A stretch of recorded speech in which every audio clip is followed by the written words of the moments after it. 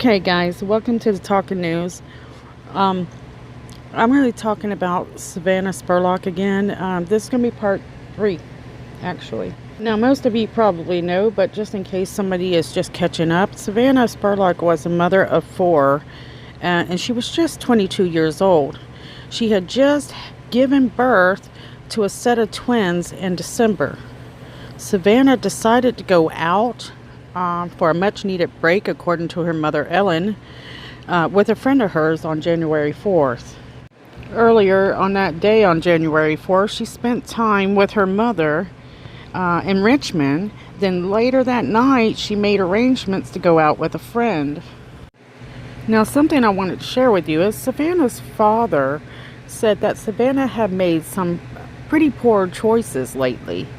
And I can imagine that he was speaking about a DUI that she got in December, I think it was December 21st, and something that happened at the hospital, you know, when her twins were born, but that's locked up. We don't know what it is.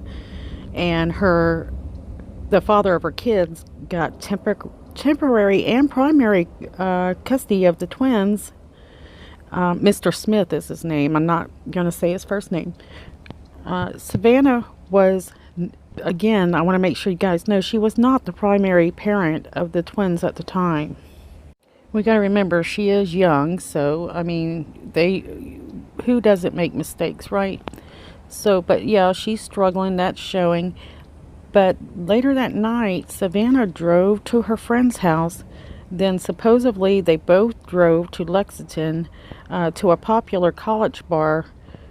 I guess in her friend's car. This isn't actually for sure information, but that's what I'm finding at the moment.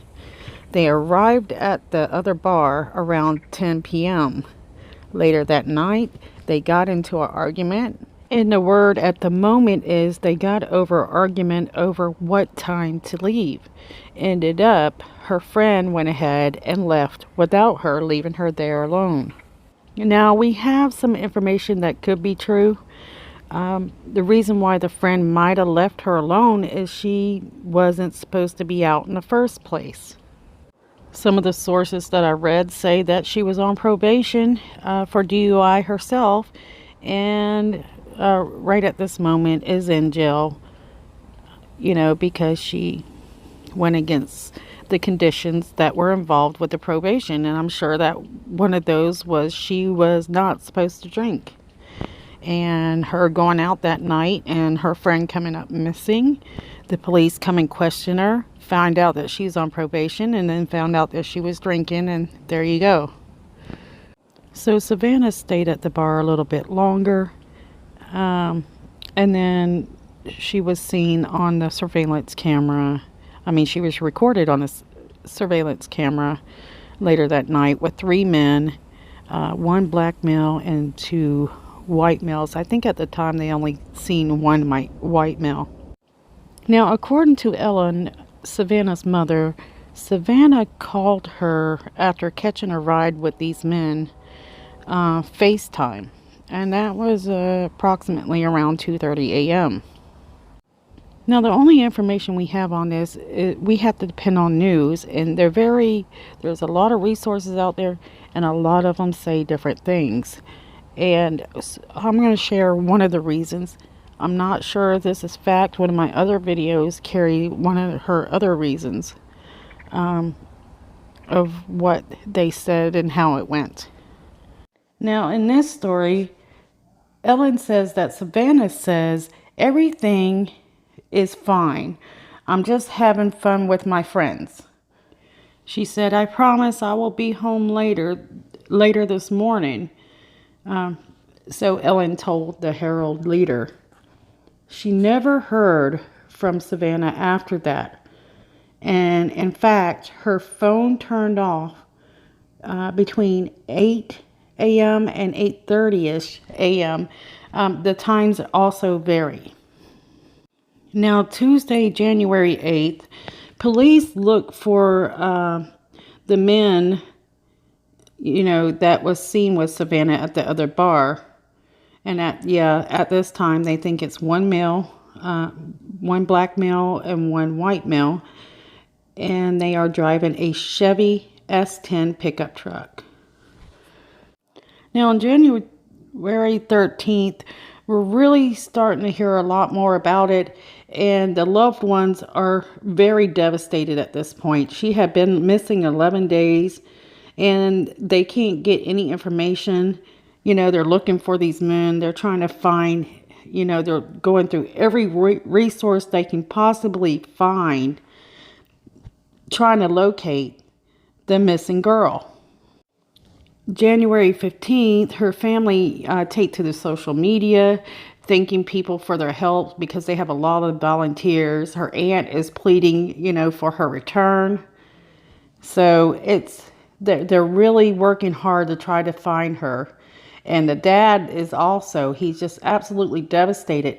He's taking care of the oldest kid, and the other three are with Mr. Smith. And you know, it's just really hard on these guys. Now, around January 21st, Savannah's mom, Ellen, was angered by people who were trying to take advantage of them. I mean, they were calling them saying, you know, you pay me $1,000 in this way. I can't remember. There was these many options I've never heard of. Saying that, you know, send me money and I'll tell you where your daughter's at. And you know, what is wrong with people today that money means more to them than their fellow man? And I even see it on YouTube. And I just started this channel, and I'm going to tell you what, these people can be vicious. People have their own channels. I guess if they're really popular channels or whatever, they must be making a lot of money on them. I'm not sure how that works yet, but I think they think if somebody else comes on here, they may try to make them look bad. They leave them bad comments. I've seen a video, God, I've seen several videos since I started, where I see other YouTubers upset and they post videos saying, you know, so-and-so is giving me a hard time. They're saying that I stole this and blah, blah, blah, blah, blah. And let me tell you something. Is a video worth, I mean, being ugly to people? Come on. Should be helping each other. Jeez. I mean, this isn't, I don't like that kind of world, but that's what Savannah's mom was going through.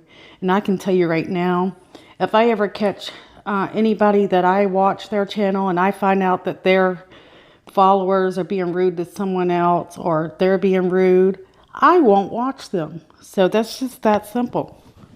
But yeah, she was dealing with that kind of stuff where people didn't care about what she was going through, didn't care that the reasoning, you know, why she's,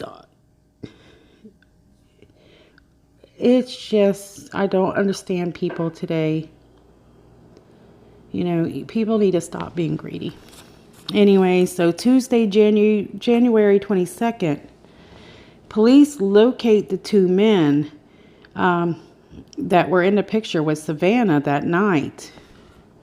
And that's when we find out, you know, for sure there was a third guy. Because it's really the first time that they say, you know, yeah, there were three men. I mean, we heard the rumor, but this was actually confirmed. There were three men. And they also, law enforcement officials executed a search warrant at the home. And where was that? I'm still not sure how to pronounce that. I think it's Garrett County, belonging to the parents of, the house belonged to one of the parents of the men, of one of the men in the surveillance photo. And supposedly Savannah had rode in the car with one of the men or two of the men. I think they're saying two of the men to this house in that county. But police ended up searching Madison, Garrett, Lincoln, and Fayette counties in that area. I'm not familiar with any of those places, So I hope I didn't butcher any of that too much. Now, there's something they did do as well, as they seized the vehicle on that property. So we could have something going on with that, and possibly there is something going on. They're just waiting for, results to come back, which should be any time now. The vehicle Savannah drove to Lexington was also located in the area the weekend after. So we've never really heard, was this car still at the friend's house? Where was this car? I am very curious to know where they found that car. Maybe one of you guys heard something. Let me know. Just comment below. So I guess they had the warrant for the house and everything before, because on January 28th it says that police announced that they have identified and questioned the three men. But there weren't no charges, at that time. And of course, with Barrett and Watts, that's the way it goes. They've got to have something in order to charge them with, and it took a while for both of them. Now they're starting to gain even more volunteers to help search for Miss Savannah. And that's something I like to make sure I put in my videos. Sometimes we don't include the right people, in the recognition. And I want to say, volunteers get out there and do this stuff for free, and they're doing it from their heart. Those people should matter the most. And I'll name a few of them. So the Cajun Coast Search and Rescue Team are one of the volunteers that come out. And what I want to do, there's a few others, and somehow I lost that. I don't know how I did that. But I have a clip that I want to share with you. And it talks about some of the volunteers that come out. It's been a little over a month since 23-year-old Savannah Spurlock went missing. The way I look at it is that you're either going to find her or you're going to know where she's not. Today, close to 60 volunteers, along with local fire departments and law enforcement agencies, searched a wooded area off Fall Lake Road near a church in Garrett County. When you don't find what you're looking for, you move on. What makes the most sense? You cover the area with what resources that you have. Along with people searching on foot, they also used ATVs and 2 drones to help with today's search. You put them up in the air, you can get real-time look at what the lanes are ran right at this moment. And you get a bird's eye view at that, so you can see things that looking on the ground you're just not going to be able to see.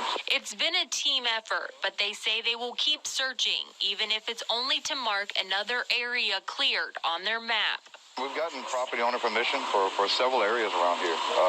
Again, nothing's leading us to the areas, just you take the map and you keep making X's on it, finally you get to the spot you're looking for. In Garrett County, Lauren Miner, WKYT. Okay, I'm going to go ahead and play this next clip. Home after 2 weeks in Kentucky, but Tony Wade is leaving in a state of frustration. We just can't find anything to lead you to a direction or to even answer the simplest questions. Cajun Coast Search and Rescue was born out of frustration when Wade lost those closest to him and there wasn't a search crew in his home state of Louisiana. Years later, he's helped bring closure or at least answers to many different missing person cases. But in the case of Savannah Spurlock, the mystery remains. And it's really, I want to make sure we say thanks to those people out there like him that are helping these families out there that need the help.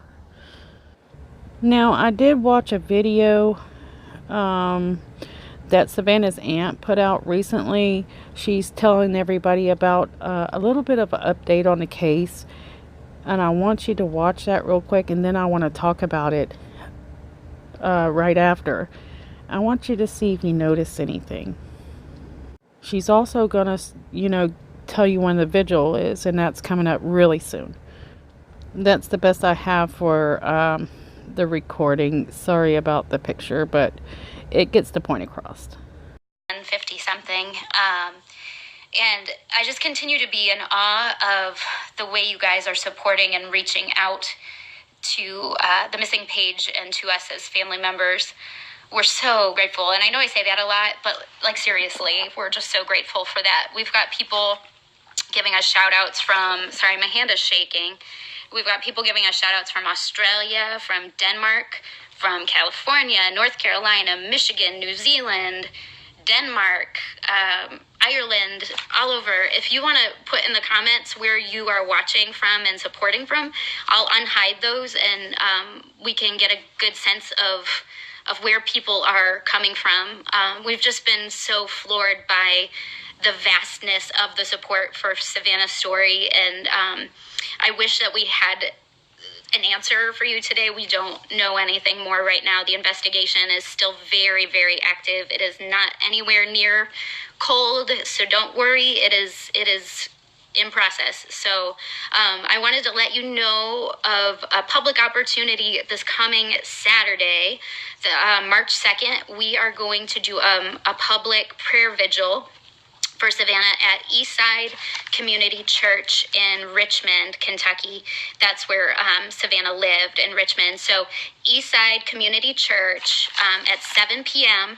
So we plan to be inside. I think it's going to be like rainy. I feel like you guys are getting rain constantly down there. And so we'll try to be inside. And then if we get huge numbers, we'll probably move it outside so that we can accommodate as many people as possible. So the prayer vigil will have some quiet moments to be praying. We'll read some scriptures. Some family members are going to pray for some specific things. But I know that so many of you have reached out in asking how you can help. If there's anybody that is interested in making some buttons, I think that would be really cool, or something like that people could take away from the vigil. Let me know, because I don't know how to do any of that kind of thing. But if somebody's got the energy and passion for it, and you want to come up with something that people can take away to be praying for Savannah, that'd be amazing. So if you do not live in Kentucky, I'm going to be driving down from Ohio. If you do not live in Kentucky and you want to join us for that vigil on Saturday, go ahead and do that on Facebook. So it's going to be a Facebook-wide prayer vigil for Savannah. So you can be wherever you are. So if you want to light a candle during that 7 o'clock hour and then post it on your Facebook with the hashtag Savannah Strong, that's been the hashtag her friends came up with. And I think it's a really awesome hashtag, because we're fighting for her, and we're fighting for her to come. Now, if you notice, she said, you don't have to worry about this case going cold. It is going strong. And she used past tense. So I'm hoping, I might be wrong, but I'm taking that as they might have found something. And I'm hoping they don't think that she's gone. But I think a lot of people do think she is. Alright guys, I'm going to go ahead and cut out for tonight. I've been sick. And I've got another story I'm supposed to get out by tomorrow. But anyways, I want to say goodnight. God bless. And I guess I'll see you guys soon. Be good to one another. Don't forget to subscribe. Thank you for watching.